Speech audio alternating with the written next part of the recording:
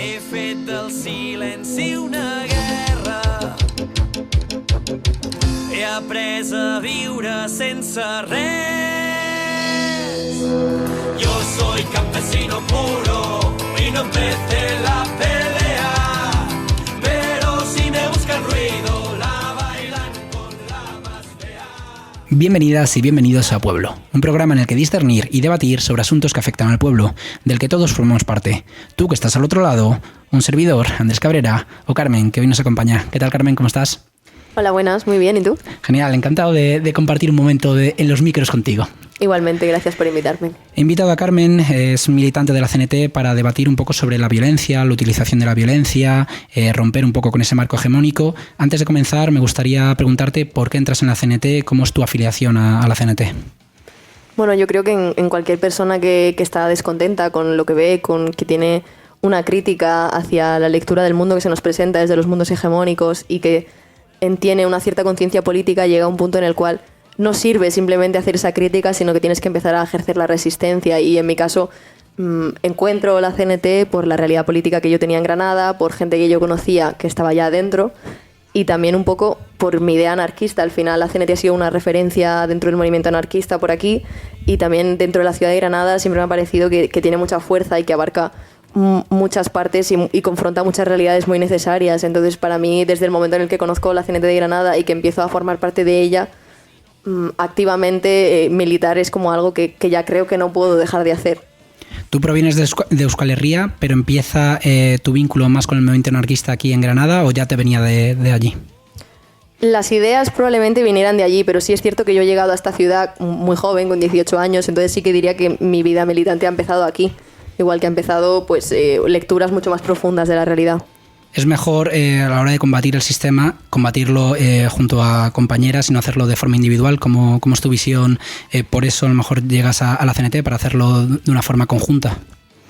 Yo creo que no hay un combate individual posible. O sea, está claro que si estamos combatiendo el capitalismo, si estamos combatiendo el sistema, es combatirlo desde fuera y desde dentro, y con esto me explico. Cuando hablamos de combatirlo es pelear todas sus resistencias a un nivel colectivo y también matar y pelear al individualismo que nos está inculcando como sociedad, y que cualquier respuesta que demos nosotras como base tiene que ser de manera colectiva y tiene que ser dejando a un lado el ego y dejando a un lado el individualismo que nos está aislando y que hace que no seamos capaces de entender las herramientas colectivas que tenemos como sociedad para apoyarnos mutuamente sin depender del sistema, porque una de las grandes victorias que tiene ahora mismo el sistema es el de conseguirnos solas, el de que no tengan fuerza nuestros vínculos, el de vernos que no tenemos soluciones como por nosotras mismas, autoorganizadas, y que ellos nos tienen cosas que nos proporcionan y que nosotros no podemos autogenerar. Entonces está claro que para mí cualquier tipo de resistencia tiene que ser colectiva, y el anarquismo tiene que ser colectivo y tiene que hacerse desde la base, en conjunto, y desde el apoyo mutuo y la solidaridad entre todas, y sobre todo dejando a un lado la egolatría y dejando a un lado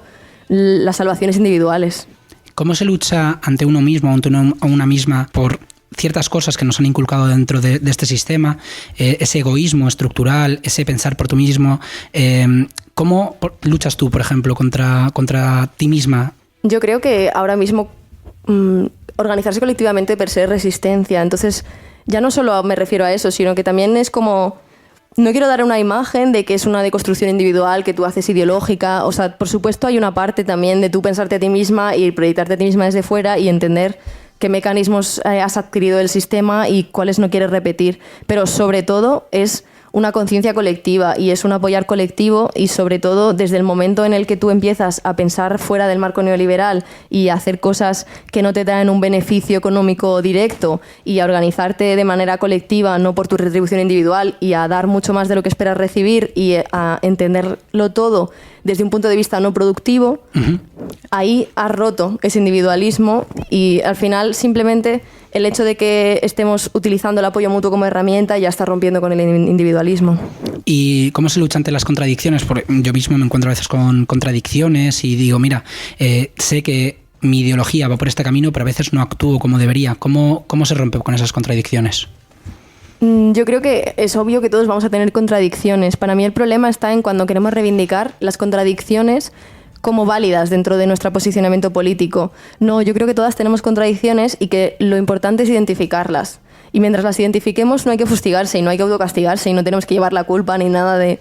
porque todas entendemos que este sistema está hecho para que nosotras no podamos hacer otra cosa que cabalgar contradicciones. Es muy difícil que nosotros conllevemos a la totalidad nuestro pensamiento político en un sistema que no lo acepta y que está generado para que no podamos hacerlo. Entonces, por supuesto que todos vamos a tener contradicciones, hay que identificarlas como tal y tener presente que son contradicciones. Mientras no intentemos maquillarlas para que quepan dentro de nuestro ideario, no creo que haya un problema per se con ellas. Entiendo. Hay una frase que siempre digo, no sé si la leí o la vi, que es nos han dicho dentro de este sistema que juguemos nuestras cartas. Digo, es que a lo mejor para empezar no quiero jugar ni el juego que me han dicho que juego. Igual quiero jugar a otro juego y no puedo jugar a otro juego porque me están controlando desde todos los aspectos, tienen todas las armas, la comunicación, los medios, la represión, y ese es el punto al que quiero hablar, la represión del sistema. ¿Qué es la violencia para ti? Vale, pues incluso, mira, cuando hablamos del tema de la violencia estoy muy de acuerdo con esto último que acabas de contar, porque muchas veces caemos en debatir el concepto de violencia que ellos mismos nos han presentado. Entonces, nosotros no podemos ganar discurso ni podemos generar contrahegemonía en ningún tema represivo si nos dedicamos simplemente a contestar los argumentos que maliciosamente se nos han presentado sobre la mesa. O sea, si no salimos, y eso se aplica no solo para el concepto de violencia, sino a cualquier contrahegemonía, si no salimos del marco teórico que nos presentan, vamos a perder, porque está presentado de una manera en la cual no podamos ganar el discurso. Tenemos que repensarlo siempre desde fuera. Entonces, por ejemplo, me hace gracia cuando se habla de violencia desde lo hegemónico, como la violencia siempre lleva un apellido y siempre lleva un matiz, como si hubiera muchas violencias y como si hay unas que están bien, unas que están mal y cada una se mira de una manera. Yo entiendo que la violencia solo hay una y es la estructural que genera el sistema y todos los demás son sus ramificaciones, son sus espejos y son lo que esa misma violencia estructural genera.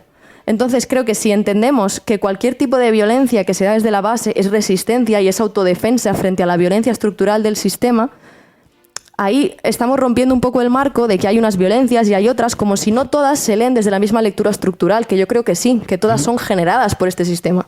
Y una persona que no está politizada, que ve en los medios no la violencia de unos manifestantes, pero claro, no ve las violencias estructurales del propio sistema, no ve o no quiere ver la represión de los órganos del Estado, ¿qué se le dice o cómo se le dice? Oye, es que la violencia es para defendernos de otra violencia o para atacar a la violencia estructural del sistema. ¿Qué le dices a una persona no politizada que ha comprado el argumento de que la violencia no es necesaria, no se necesita recurrir a la violencia? Yo entiendo que es difícil porque muchas veces, claro, todo lo que se dice desde una posición de privilegio es problemático conseguir un contradiscurso, porque claro, un posicionamiento que es crítico con la violencia y que cree que así no se consiguen las cosas está hablando siempre desde una posición de privilegio. Porque para que tú puedas verdaderamente creer que tú puedes hacer una lucha contra el sistema o que esa no es la manera de defenderte del sistema es porque la violencia del sistema a lo mejor a ti personalmente no te ha incidido tanto como para verte lo suficientemente desesperado como para recurrir a esa herramienta, pese a la opinión pública. Entonces, claro, yo entiendo que ahí hay una dificultad y es que reconocer un privilegio siempre es complicado. Y reconocer que tú lo hablas desde una posición mucho más cómoda que las personas que la están ejerciendo probablemente en la calle. O sea, probablemente no. Siempre que se habla teóricamente desde esto, aunque sea desde una posición de resistencia y que se critica a las personas que ejercen la violencia, estamos estigmatizando el uso de la violencia y estamos favoreciendo a los medios cuando ellos intentan enmascarar un malestar social que está tremendamente justificado y que tiene muchísimas causas súper justas, como vandalismo esporádico. Yeah. O sea, la violencia es una etiqueta que se está usando desde el sistema para deslegitimar luchas. Y encima nosotras estamos comprando el hecho de que por ser más o menos violentas son menos legítimas. Cuando no se está hablando de las causas, estamos hablando solamente de consecuencias. Entonces es como que está poniendo, o sea, se ayuda mediante la etiqueta de la violencia a poner el ojo en algo descontextualizado que no podemos comprar. No puedo estar más de acuerdo con tu razonamiento y es que creo que todo se reduce a la educación. La gente, aparte que lo hemos hablado antes, esa educación egoísta, una educación en la cual no se ven los privilegios, en la cual no se ven que tenemos ciertas cosas o cierta calidad de vida gracias a que otras personas no las tienen, a que otros sufren dentro de este sistema. Entonces, para mí es el punto clave para intentar cambiar las cosas, es cómo conseguimos que la clase trabajadora de nuestro entorno diga, oye, es que es verdad que necesitamos plantarnos ante ciertas injusticias porque han comprado que la violencia nunca ha servido para nada y también, esto es opinión, creo que se debe a una muy poco conocimiento de la historia de las luchas sociales, porque si tú analizas todas las luchas sociales ha habido violencia y es que para conseguir avances sociales, las personas que tienen el poder, si no tienen miedo a perder esos privilegios, nunca van a ceder, me parece que lo dijo Federica Monseni, gracias a las luchas sociales y a gente que se ha replanteado el sistema, al menos se ha conseguido arañar un poco. No es ideal, ni mucho menos, pero se ha conseguido arañar. ¿Cómo conseguimos a ese núcleo de clase trabajadora decirle, oye, mira tus privilegios, replantéatelo? ¿Cómo se consigue? Yo creo que también los medios han conseguido que pensemos que hay mucha más gente que compra este discurso de la que la hay. Me explico. La gente que está ahora mismo en la calle y que genera todas estas protestas y que pelea es núcleo clase trabajadora. O sea, es la gente a la que hay mucha más gente violentada por este sistema día a día de la que hay no violentada por ella. El problema es que, claro, a esa gente ya sabemos cómo funcionan los medios de desinformación, no se le da el foco.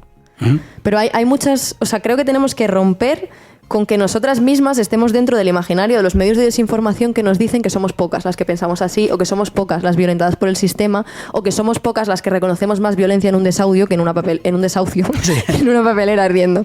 Entonces, que nos hayamos creído eso, ahí también hay una hegemonía con la violencia que no comparto.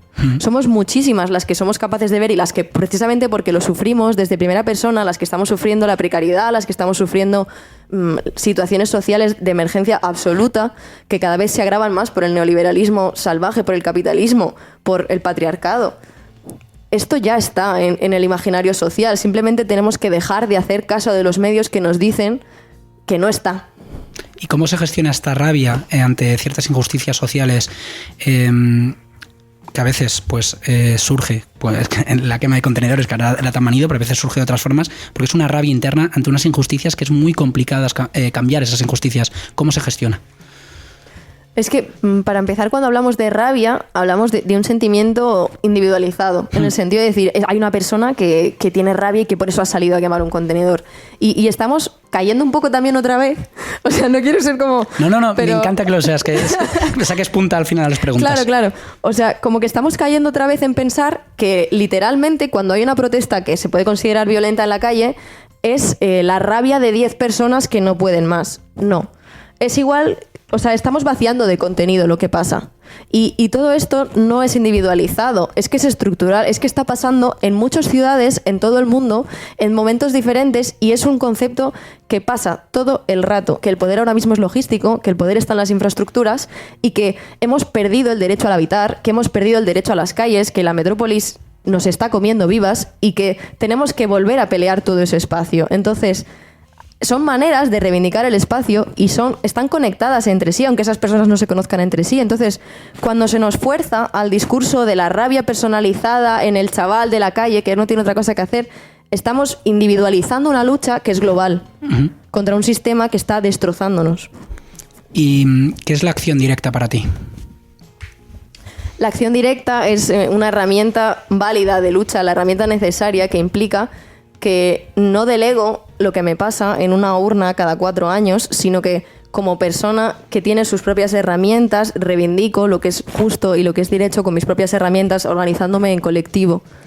Y eso se llama acción directa, el que nosotras no esperemos que nadie nos solucione la vida por nosotras, porque sabemos que los intereses de la clase dirigente van a estar siempre en otro lado, sino que nosotras mismas, desde la horizontalidad, decidamos por nosotras mismas y tomemos lo que creemos que es justo, sin esperar que alguien nos lo asistencialmente nos lo ofrezca.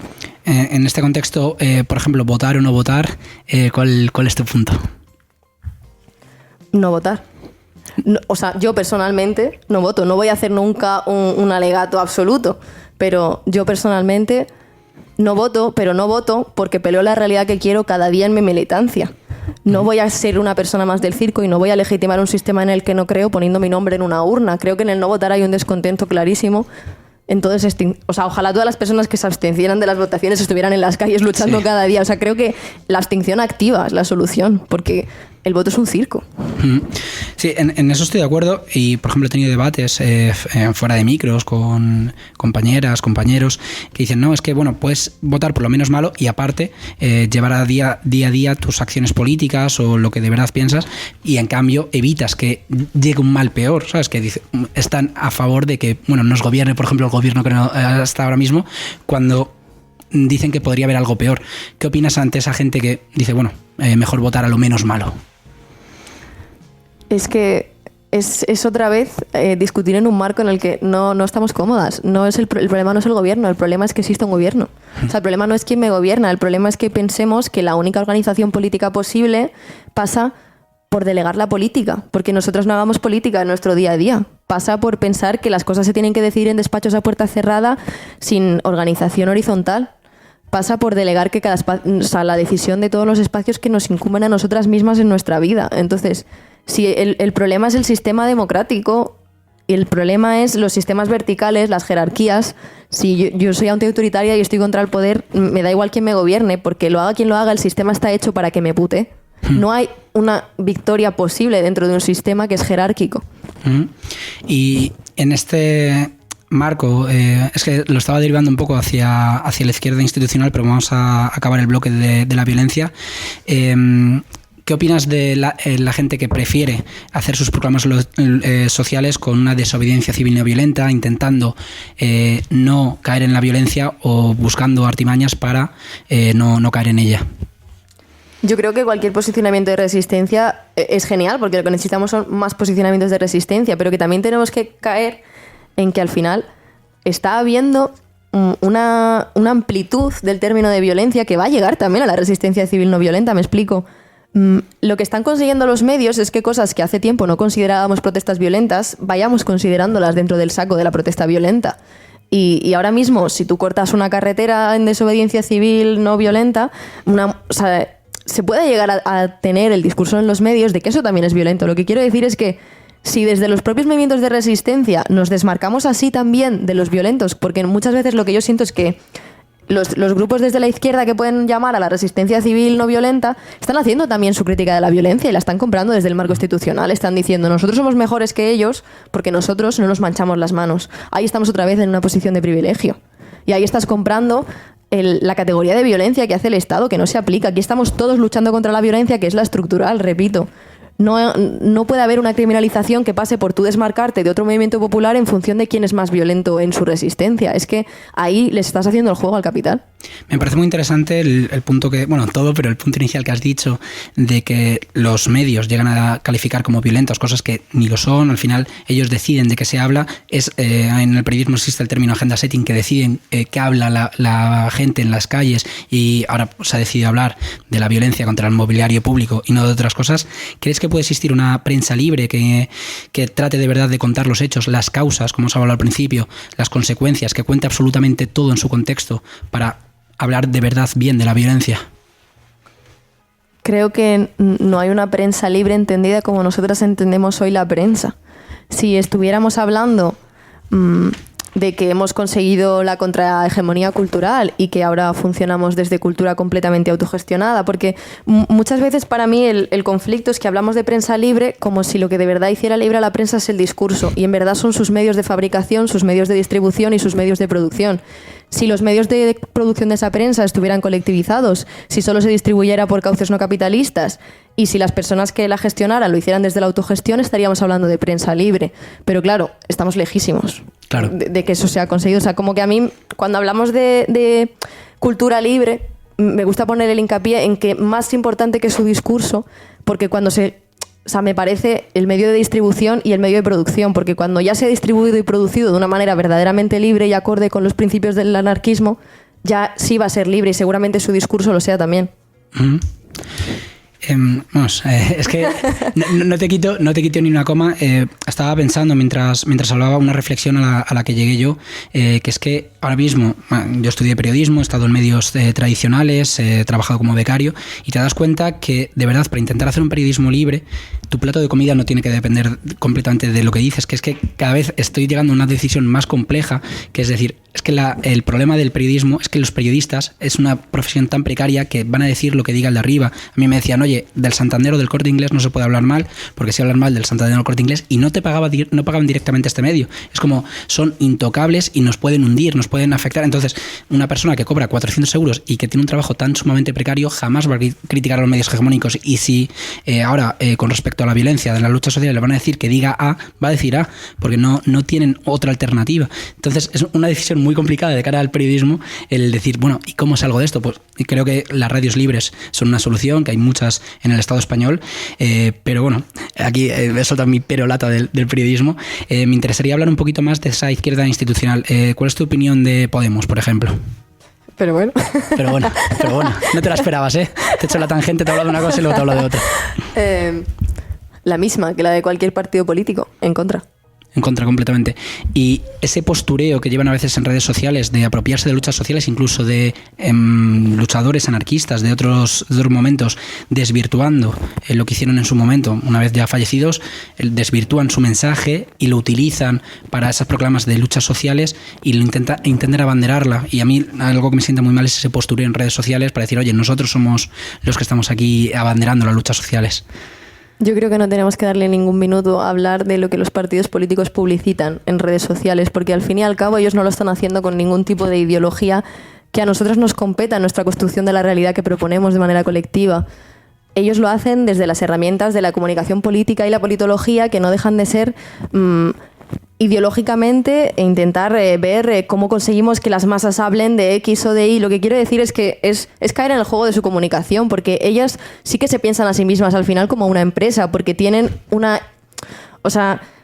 tienen un... Dios, no me sale la palabra. Un objetivo de ganar dinero. O sea, de tener más afiliados al partido, de una conquista de poder, porque sí que buscan conquistar un poder por mucho que sea desde la izquierda. Entonces, desde el momento en el que tú ya lo estás pensando desde ese marco, ellas sí que recurren a eso, a herramientas de comunicación política y a plantear la agenda política de una manera, a ver qué se tiene que decir a qué hora para que tenga más retweets y a pensar las cosas desde una lógica productivista basada en números que es capitalista. Entonces, yo creo que, y se habla mucho también con los partidos de ultraderecha, lo vemos todos más claro, rollo, no hay que citarle tweets a no sé quién porque le das visibilidad y es lo que está buscando. Pues es lo mismo. Si cada minuto que empleamos en discutir a Podemos, o cada minuto que empleamos en discutir cosas con las que no estamos de acuerdo y en señalar la hipocresía política que a ellos les compensa porque les hace más mediáticos, lo empleáramos en construir desde ya las alternativas por las que estamos luchando, qué bien iría la lucha política. Pues no les vamos a dar ni un minuto más. Y hablando justo del postureo, en este caso de partidos políticos, también querría hablarte del postureo que muchas veces se ve en proclamas sociales en la calle, propiamente dicho. Cuando se hace una fiesta de las proclamas sociales, ¿cuál es tu opinión con respecto a ello?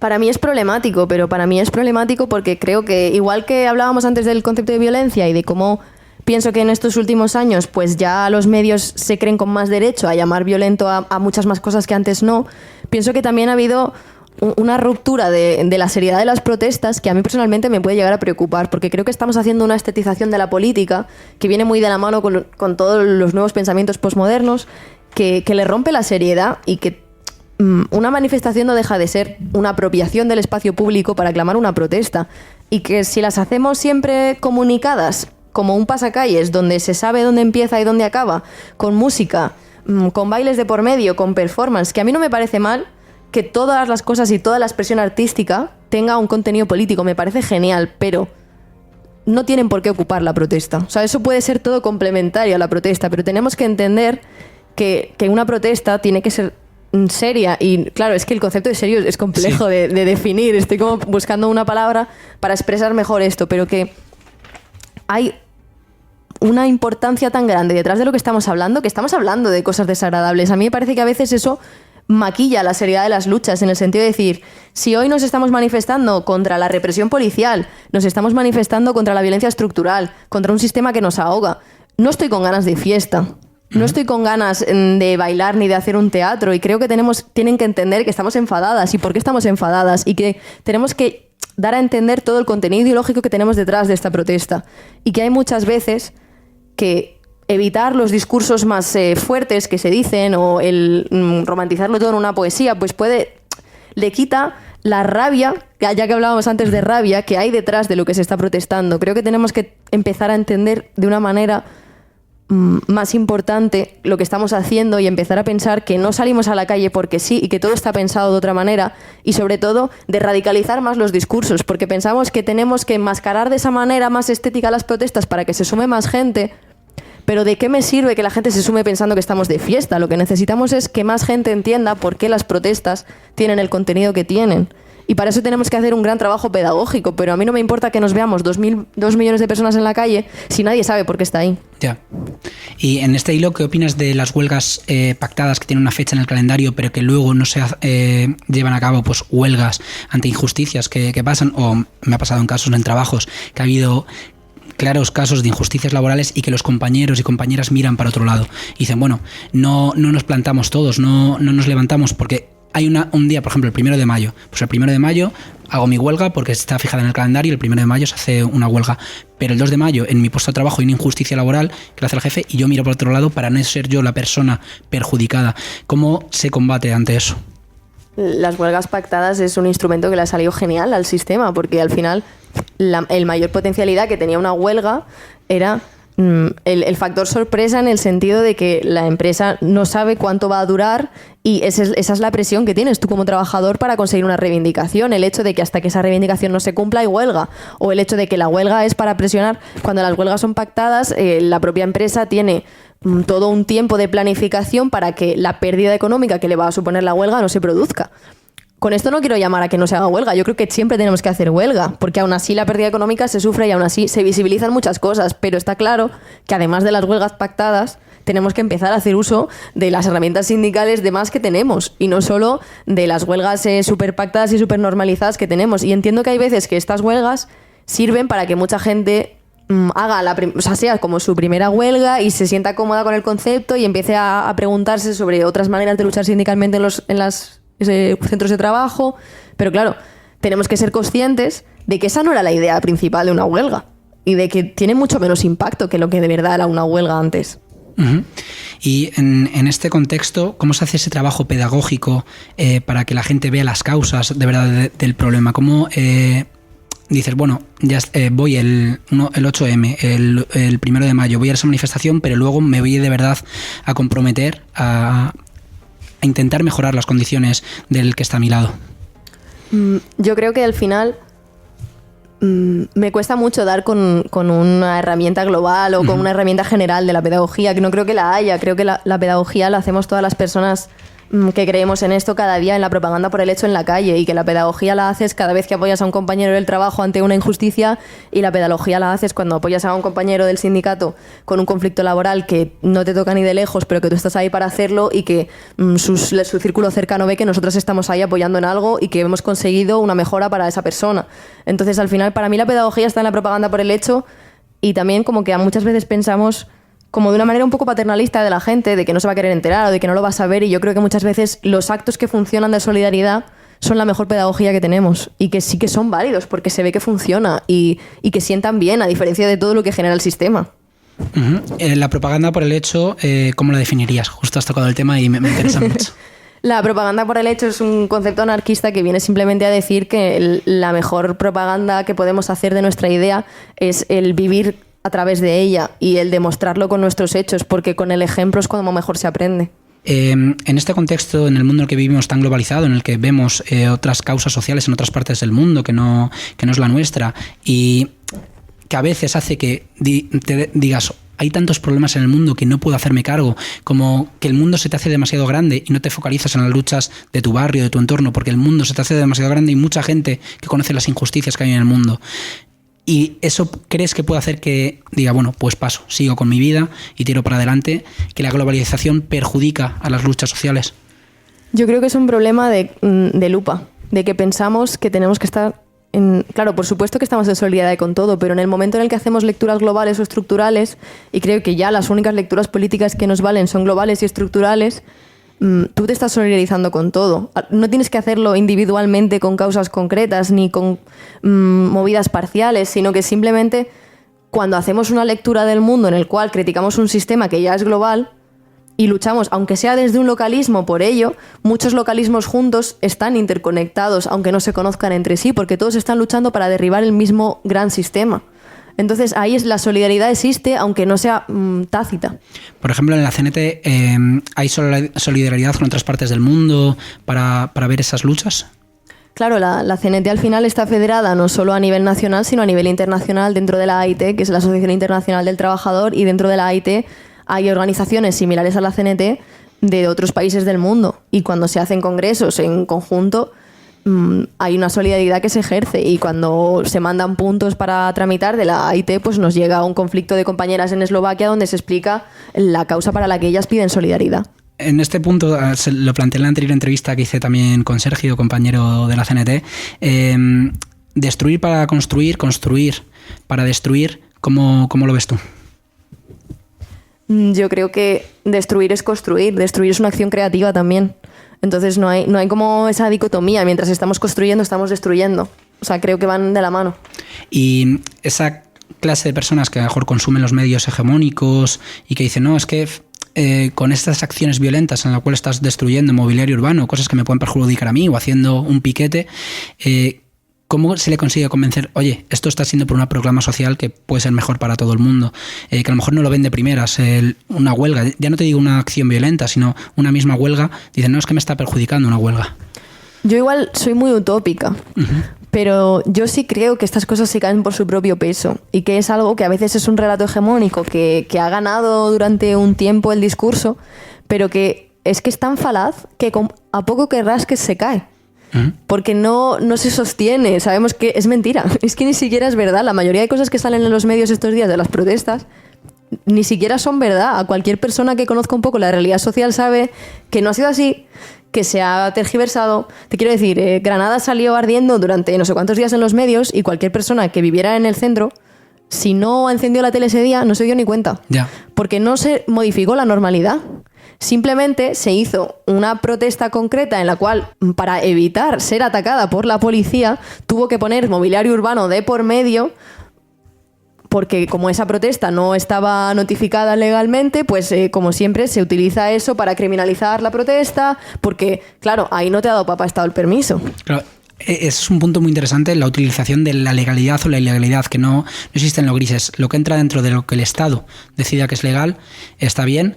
Es decir, por ejemplo, la utilización de violencia por parte de la policía puede ser sin ningún tipo de problemas, porque aparte muchas veces no se sabe ni quién la ha ejercido directamente, se protegen entre ellos, nunca se sabe quién ha disparado la pelota de goma.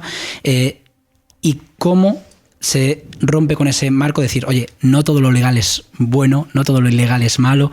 ¿Cómo se consigue romper con eso? Es que yo creo que cualquier persona que haya tenido cerca algún contacto con el sistema judicial se desengaña.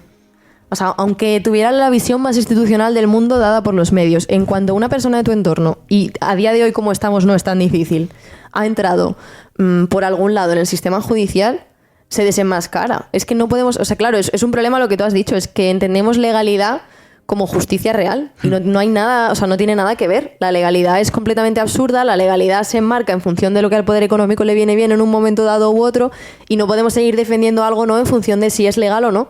Porque la legalidad es un instrumento de los poderosos, o sea, para condenar. Es como, claro, ahí ya podríamos entrar en todo el sistema penitenciario y carcelario que tenemos, que mucha gente lo da como por hecho, y la gran mayoría de personas en prisión literal es por situación de precariedad. O sea, realmente, claro, todos esos discursos de como que la policía está ahí para cuidar personas, cuando realmente simplemente es la protección de la propiedad privada y de los intereses económicos.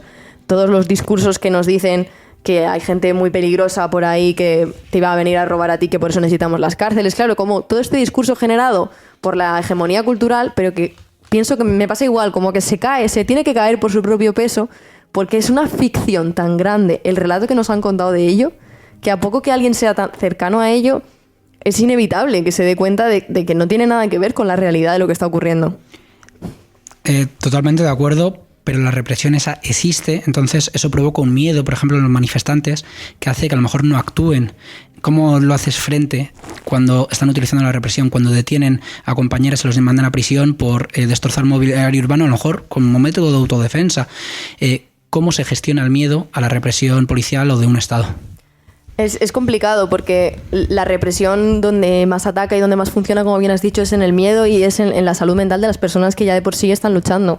Y estamos ante una ola represiva durísima, donde hay 8 compañeras detenidas en Barcelona en prisión preventiva por las manifestaciones por la libertad de expresión, pero también es como por las manifestaciones por la libertad de expresión, pero no solo por eso, la causa general, que realmente es lo que van, ¿no? También como que cuando detienen a alguien o la represión le ponen el foco muy concreto en lo que ha hecho y realmente es como, todas sabemos que las manifestaciones que se están dando a nivel estatal no son en exclusiva por Hasél, son por todo el sistema, son por Hasél, son por Linares, son por los montajes policiales, son por el sistema de derecho que tenemos, o sea, son por la violencia estructural, por el paro juvenil, por la situación de que no hay futuro. Y al final, cuando está viendo eso, pues son las 8 compañeras detenidas en Barcelona, las 2 personas en prisión provisional en Granada por las manifestaciones, chavales de 20 años que directamente se les ha mandado a prisión provisional simplemente hasta que tengan juicio, o sea, locuras increíbles, las detenciones aleatorias de la gente de Bilboko Autodefensa Sarea en Bilbao, los detenidos en Iruña por la Brigada de Información todavía por las manifestaciones hace poco, los detenidos en Madrid, es como otra vez algo que es estructural y que es genérico y que está pasando en todo el Estado y que se está invisibilizando desde los medios para que lo personalicemos en la persona concreta que hizo X la noche de no sé cuándo en Granada. Cuando esto está siendo una represión clara para generar ese miedo del que tú hablas, al final, claro, esto es muy fácil pensarlo, ¿no? La solución con la represión es no tenerle miedo. Pero sobre todo, para mí, la solución a la represión es formarnos en evitarla. Y formarnos en saber qué mecanismos tenemos nosotras para defendernos y sobre todo en tener círculos de apoyo fuertes que nos permitan que sus herramientas no nos mellen y no nos desarticulen como fuerza colectiva. ¿Crees que un elemento que ya forma parte del Estado, sea policía, sea un militar, puede cambiar? ¿Puede salir de ahí? ¿O crees que ya una persona que ha entrado a formar parte del brazo armado del Estado no puede cambiar? Hombre, yo creo que la politización puede llegar en cualquier punto, pero realmente, individualmente, en esa persona se ha ejercido un lavado de cerebro bastante grande. Entonces, también es como, obviamente, la culpa de la represión no es individualmente de la persona que es policía, pero también porque él ha decidido comprar el sistema y apoyarlo. Entonces ahí también hay una decisión que, claro, cuando se dice en plan, como yo qué sé, pues gente que dice que no puede, o sea, como que no se puede criticar a todas las personas que son policía, ¿no? Los típicos discursos de, no, pues el primo de no sé quién es policía y no es mala gente. Es como, no estamos haciendo un debate personal de cada persona del cuerpo con su situación personal e individual, porque yo sé que hay mucha gente que puede acabar ahí porque es una solución fácil que te da el Estado y que hay un interés muy grande ahora mismo en una sociedad sin futuro, sobre todo para los jóvenes, en que desde el minuto 1 que tú entras a la academia de policía tengas un sueldo de 2.500 euros. Entonces también hay como una dirección de la juventud hacia las fuerzas del Estado. Pero también tenemos ahí la información para decidir por qué no queremos ser parte de las fuerzas del Estado. Y también está ahí el punto de que cualquier persona que entra a formar parte de las fuerzas del Estado es cómplice del Estado. Y que el Estado, y ya no solo el Estado, el sistema no sería tan fuerte sin todos esos cómplices que ni siquiera están sacando tajada del sistema, pero lo soportan. Entonces creo que también es importante ser crítico con cualquier persona que entra dentro del... Entonces yo no sé hasta qué punto es recuperable una persona que ya ha comprado ese discurso. Conscientemente, porque ya no solo es que pasivamente lo tolere, sino que es cómplice de ejercerlo. ¿Podrías llegar a debatir políticamente con una persona así, que forme parte del Estado? Hombre, lo veo necesario, como creo en la pedagogía como única arma. Yo veo necesario que no miremos para otro lado. La pedagogía es una responsabilidad colectiva que no podemos nunca obviar, que si me encuentro con una persona a la cual creo que puedo llegar a convencer de que se salga del cuerpo policial mañana, mejor. ¿Y cómo se puede llegar a hacer eso? Decirle, oye, que estás fomentando que haya desigualdad social, estás un elemento que utiliza la violencia para meter miedo a la gente a salir a la calle, a protestar por derechos sociales que también tú y a lo mejor gente a la que aprecias van a mejorar con esas luchas sociales. Es que a mí te lo estoy planteando porque me parece muy complicado. Es complicado, pero tampoco creo que te vamos a estar ahí, me refiero. Sí, me he focalizado a lo mejor porque se me ha ido el debate por ahí, pero... No, sí. O sea, me parece una pregunta como excesivamente compleja, porque realmente creo que el desgaste que supone que yo crea que puedo llegar a convencer teóricamente a esa persona, mientras yo estoy creyéndome que puedo convencer teóricamente a esa persona, a lo mejor su compañero ya ha paleado 4 familias en un desahucio. Entonces, realmente creo que ojalá tuviera yo el tiempo suficiente y fuéramos las suficientes personas como para poder hacer una pedagogía activa. Pero el problema es que tenemos tanta conflictividad social encima nuestra que es bastante irreal que yo me vaya a poder sentar a hablar con ello, porque seguramente antes de que yo me haya podido sentar a hablar con él, él ya me ha pegado una paliza. Yeah. Entonces, estamos a otra cosa, estamos a pelear las condiciones laborales, estamos a manifestarnos por las cosas que creemos justas, estamos a parar desahucios. No se va a dar el momento de conexión con ellos, y creo que prioritariamente, si nuestro discurso es estructural y es genérico, al criticar hacia arriba, la crítica va también directamente a ellos. Entonces no creo que pueda pedagógicamente cambiar su mentalidad. Me encantaría poder hacerlo, me encantaría que la hegemonía cultural estuviera tan de nuestro lado, que se llegara a que esa información y ese debate les llegue a ellos. ¿La educación es la base de todo? Hombre, yo creo que sí. La educación es la base de todo, pero claro, para poder tener la suficiente capacidad educativa, tenemos que cambiar muchas cosas, y eso es como una autocrítica que tenemos muy presente, yo creo, ahora mismo en los movimientos sociales. Y es que la educación es importante, pero que lo urgente no nos da tiempo a trabajar lo importante. Entonces, que muchas veces nos vemos respondiendo a las situaciones de emergencia social más fuertes y a las cosas más sangrantes, y no nos da tiempo en empezar a hacer hincapié en educar, sobre todo a futuras generaciones, y en poder poner o tener todas las herramientas que nos gustaría de difusión de nuestra idea. ¿Qué ha pasado en nuestro entorno en las últimas décadas que ha hecho que las luchas sociales cada vez sean pues más tranquilas, o que la gente no salga a la calle? Quizás, es que justo lo estaba pensando porque has dicho, la educación no podemos focalizarnos en ello, pero a lo mejor hace que poco a poco lo urgente haga que la próxima generación todavía luche menos y luche menos. ¿Cómo podemos replantear esto para que las próximas generaciones salgan a la calle? Yo creo que no podemos hacer mucho más de lo que ya hacemos, y simplemente demostrar que las luchas sirven. O sea, el problema que hay, y lo has comentado tú antes, es que se ha invisibilizado tanto que las luchas sirven, que mucha gente realmente, hasta que no se ha visto en la situación en la cual ha tenido que recurrir a una asociación o a un grupo o a un colectivo que le ayude y ve que sí funciona, le sorprende. Y tenemos una historia social de una cantidad de conflictos y de una cantidad de derechos conquistados así, que es tan sorprendente que tengamos esa invisibilización de que son las herramientas válidas. Pero claro, esto se da. Entonces yo no pierdo la esperanza de que al final esa información acabe llegando, porque se tiene que ver, y que cuando conquistemos el próximo derecho se demuestre que ha sido así, y que cada vez que hay una parcela de capitalismo que reventamos, que eso se vea. El problema es que igual no se va a ver en los medios hegemónicos. Y económicos. Hegemónicos y económicos. Pero al final eso está ahí, y eso no se puede evidenciar, por mucho que lo invisibilicen todo lo que pueda.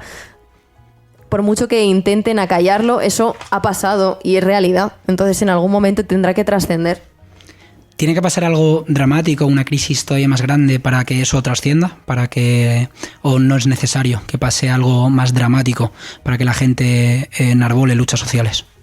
Yo creo que también es como un discurso que se daba mucho de nuestra generación, ¿no? Que nosotros no hemos vivido un gran conflicto, que no hemos vivido una gran guerra, que no hemos vivido eso, pues una causa tan dramática como para que de repente se haga un clic. Y en realidad, para mí ha sido mucho peor, porque nosotros hemos vivido una paulatina descensión, ¿sabes? No, descensión no es una palabra que exista. Bueno, aunque no exista, se entiende.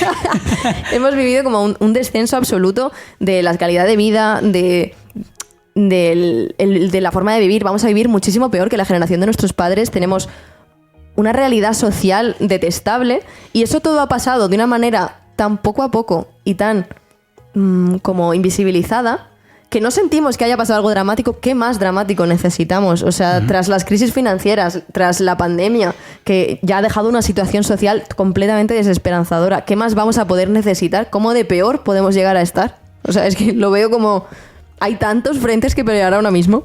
Es que justo has dicho algo que es que he llegado a pensar, y es eso, que ha sido tan paulatino, que al no pasar algo tan directo ha hecho que la gente a lo mejor no se dé cuenta. Que la generación anterior, la de nuestros padres, ha vivido mejor que nosotros. Es verdad que cada vez más gente lo empieza a ver, a darse cuenta de ello, pero que de unos años a esta parte, te cuento desde mi caso también personal, no te dabas cuenta de los problemas que había, porque ha sido secuencial, ha sido poco a poco. Dices, no, una crisis. Luego te vas dando cuenta que dentro de este sistema la crisis es la norma y no algo casual.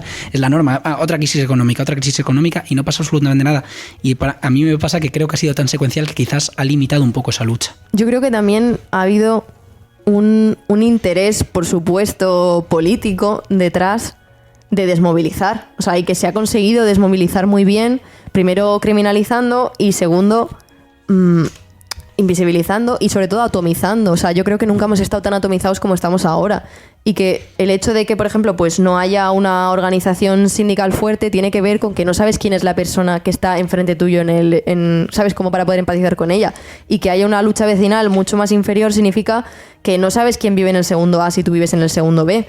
Y que, claro, la liquidez que sufrimos nosotros, que hace que tengas que emigrar constantemente de ciudad, que no puedas mantener un trabajo más de 5 meses, que no tengas Claro, los vínculos son mucho más líquidos, no tienes un grupo de apoyo fuerte, es muy difícil que haya una organización genérica, fuerte, que se mantiene en los años y que va creciendo, porque el sistema ha asegurado esa liquidez y esa fluidez que desarticula lo firme.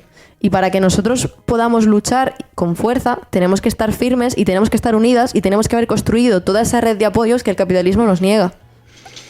Me gusta como resumen así en la parte final, que ya estamos en la parte final del debate.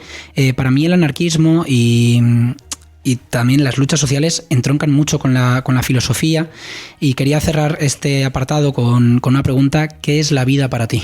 La vida es lo que intentamos vivir mientras los poderes políticos nos reprimen. La vida es la lucha que estamos teniendo por imponer una idea colectiva. Pues me parece perfecto para cerrar con este bloque.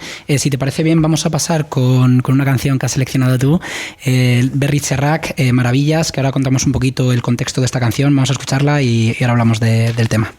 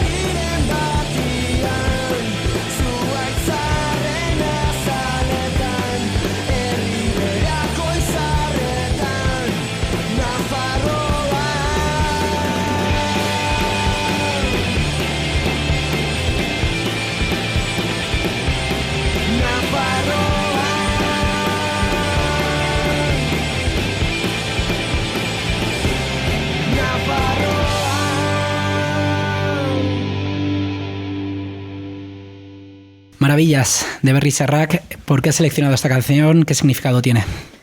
Bueno, ya que veníamos a hablar de violencia y sobre todo de la violencia que se invisibiliza y de la que se habla poco, esta canción de Maravillas la escribe Berry Serrac para reivindicar a una niña que se llamaba Maravillas Lamberto, que fue violada y fusilada junto a su padre y otras 45 personas por el bando fascista en Lárraga, en Nafarroa. Y claro, al final es como esta memoria colectiva que tenemos que pelear desde la contrahegemonía cultural, de las violencias que se invisibilizan y de las que no se hablan. Pues me parecía como una canción que es muy conocida y que ha hecho muy bien esto de recuperar historias de violencia de las que no hablamos y ponerlas otra vez sobre el foco de atención de esta violencia se ha ejercido y es la misma que se está ejerciendo ahora. Entonces me parecía como una buena canción para cerrar este tema. La verdad que me ha gustado mucho, te lo he dicho fuera de micros, que llevo escuchando esta canción y otras de este grupo. Una lástima que se hayan retirado ya. También justo hablas de un episodio que pasó en 1936. ¿Cómo es importante conocer la historia? La historia es clave para entender muchas cosas, porque al final también el momento presente, si queremos o aspiramos a hacer un análisis político válido del momento presente, tenemos que entender de dónde han venido las cosas y de dónde han llegado, pero también es como que también hay que diferenciar que mucha de la historia que nosotros consideramos objetiva es la historia contada por el bando vencido. Entonces también es como todas estas perspectivas de historia crítica que estamos teniendo, de todo lo que no se ha contado, de lo que se ha invisibilizado al asumir cierto relato, también hay mucha contrahegemonía necesaria en las lecturas históricas que se han dado de los momentos también.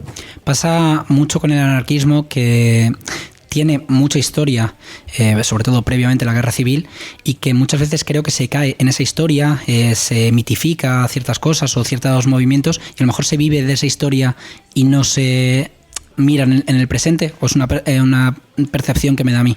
Yo creo que hay una percepción de que hay una romantización de ese momento.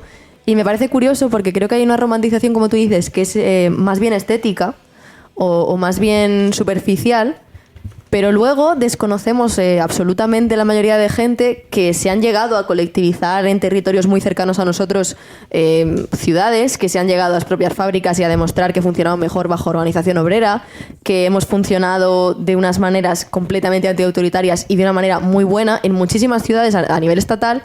Y esa historia no la conocemos, y no conocemos que teníamos un modelo de cultura autogestionada increíble a través de los ateneos. O sea, como que todas esas particularidades de la propaganda por el hecho que hablábamos antes, de cómo ha funcionado la idea, la desconocemos, pero estamos muy salpicados de los carteles de la guerra civil y de un poco esa cultura estética de lo que entendemos, pero realmente, para mí, se conoce poco la particularidad histórica de lo que ha conseguido el anarquismo durante un tiempo en muchos territorios. Estoy muy de acuerdo, pero es que también se desconoce porque si tú, por ejemplo, vas a la educación primaria, secundaria, se enseña la historia de una forma que, bueno, para empezar el siglo XX ni se toca, y si se toca es de pies juntillas, no se habla de luchas sociales, no se habla de... Yo, ya te digo, de unos años a esta parte estoy más politizado y no conocía, por ejemplo, las colectivizaciones en Aragón. No sabía absolutamente nada hace 4 años. Con 24 años es que no había escuchado directamente que existía eso. Entonces, acabas una educación superior sin saber absolutamente nada de las luchas sociales, y es algo para mí muy problemático, y es necesario conocerlo, pero tampoco vivir de ese pasado y decir, oye, hay que luchar en el presente también para intentar hacer cosas que ayuden a nuestros programas sociales. Vamos a pasar a la otra parte final, que va a ser leer un texto. En este caso has decidido un texto de Ruimán Rodríguez, que está ahora mismo detenido en Gran Canaria. Si te parece, cuando tú quieras. Además viene genial porque es de un artículo que publica la Federación Anarquista de Gran Canaria, escrito por él, que de hecho se llama Historia de la Violencia. Pues vamos, como anillo al dedo. Es la parte final del artículo que dice: es esta una historia de la violencia que no se escribe con las cenizas de cartones prendidos, ni con el hollín de los contenedores en llamas, ni sobre los vidrios de escaparates rotos. Se escribe sobre las esperanzas destrozadas de nuestra juventud. Una juventud que no tiene futuro y que lucha desesperadamente para que no le arrebaten el presente. Hoy el sistema seguirá echando carbón a su maquinaria de propaganda y atomizando en inigualables editoriales, artículos de opinión, comparecencias públicas, tertulias disparatadas, la violencia que surge de las calles, ignorando e incomprendiendo sus causas. Pero el sistema no está legitimado para cuestionar la violencia. Bien podríamos modificar la vieja rima de Becker y lanzársela como un dardo. ¿Qué es violencia? Y tú me lo preguntas. Violencia eres tú. Que es un texto que cuando me lo has pasado me ha gustado mucho, sobre todo por la realidad en la que vive la persona que lo ha escrito. Ahora mismo ha habido muchas detenciones en el Estado español.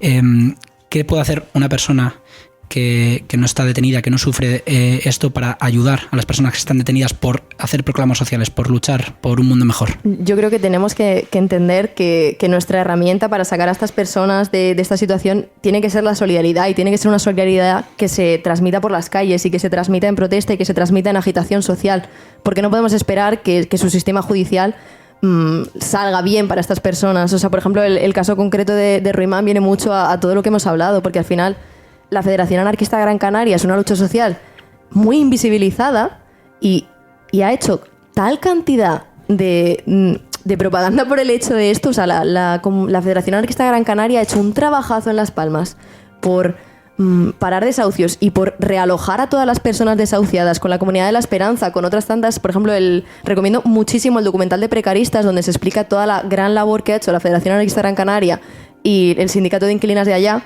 de donde es partícipe precisamente esta persona encausada, Ruimán, que es como el gran ejemplo de lucha por la vivienda ahora mismo que tenemos cercano, y muy poca gente conoce la labor de la Federación Anarquista de Gran Canaria. Y precisamente es una detención súper política el hecho de que ahora mismo intenten encausar a Ruimán y pedirle 1 año y medio de cárcel, me parece que es, por atentado a la autoridad, por algo que pasó en 2005, porque saben que de toda la lucha social es de la más peligrosa, porque es de las más efectivas.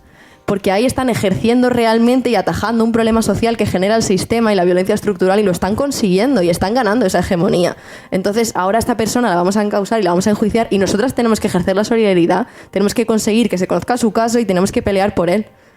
Porque no puede ser que esto ocurra, y porque no podemos dejar que consigan invisibilizar una lucha tan justa como la que está llevando a cabo la Federación Anarquista de Gran Canaria. Y nos pasa igual con las encausadas que tenemos aquí en Granada, y si lo miramos a lo local, los 2 chavales que están ahora mismo en prisión por protestar con lo de Pablo Hasél, no podemos dejar que esto ocurra. Y, por ejemplo, si me lo permites, me gustaría llamar a las movilizaciones que estamos ahora. Se ha generado una plataforma antirrepresiva desde la cual se están generando, donde están varios colectivos y personas de otros colectivos. Se va a empezar a hacer durante este mes de marzo una concentración frente a la audiencia provincial que los condenó en Plaza Nueva a las 10 de la mañana cada jueves de marzo, a la cual llamamos a todas las personas a que vengan con nosotras a pelear por la libertad de Mestre, también por la libertad del otro chaval encarcelado, y también por todas estas causas y por todas las detenidas, y que futuramente se prepararán también más manifestaciones, y que se sigue trabajando desde las plataformas.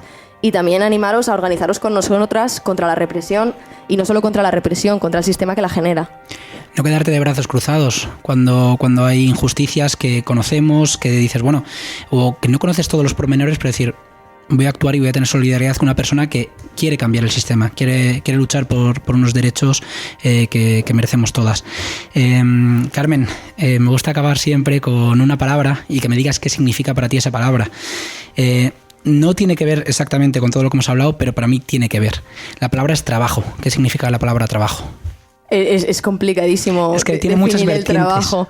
No, precisamente, como que siempre está el debate que tenemos sobre el hecho de que ha habido una victoria del capitalismo porque nosotros entendamos el trabajo como lo que es el trabajo asalariado.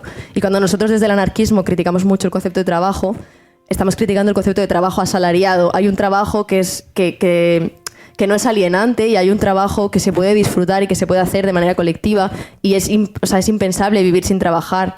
Pero lo que es también impensable es que normalicemos la realidad de lo que es el trabajo asalariado, que es lo que sí es alienante y contra lo que sí que estaremos siempre luchando desde los anarcosindicatos. Pues me encanta la definición, es que no se podría decir mejor, en mi opinión. Carmen, ha sido un verdadero placer contigo. No sé si quieres dejar algún mensaje final o te has quedado con ganas de decir algo. Que contra la represión, unidad y organización. Pues genial, un verdadero placer haberte escuchado. Gracias a ti. Y a vosotros que estáis al otro lado, gracias por escuchar Pueblo en Radio Dielmaina en el 88.5 FM. Nos escuchamos muy pronto. Adiós.